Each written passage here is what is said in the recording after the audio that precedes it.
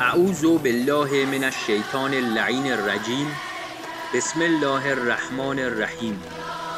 اگه فرزند یا مادرت زبان املال سرطان داشته باشه، دوست داری اون مداوا بشه یا مشکلات خودت حل بشه؟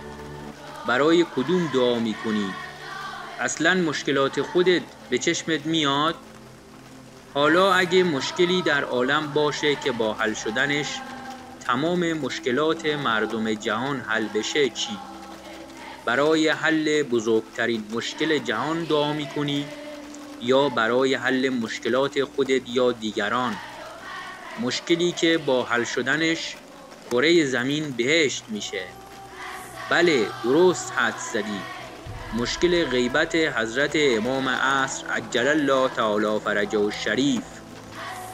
پس از این به بعد هیچ دعای دیگه‌ای نکن و فقط بگو اللهم عجل لولیک الفرج در هر حالی که هستی، چه نشسته، چه ایستاده، چه دراز کشیده، چه نیمه خواب، چه در حال غذا خوردن و در همه حال با زبان یا قلب و ذهنت.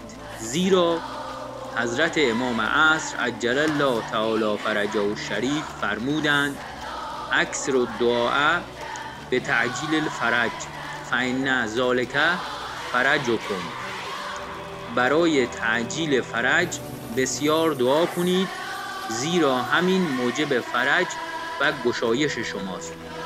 کتاب شریف کمال الدین و تمام النعمه، شیخ صدوق رحمت الله علیه، صفحه 485.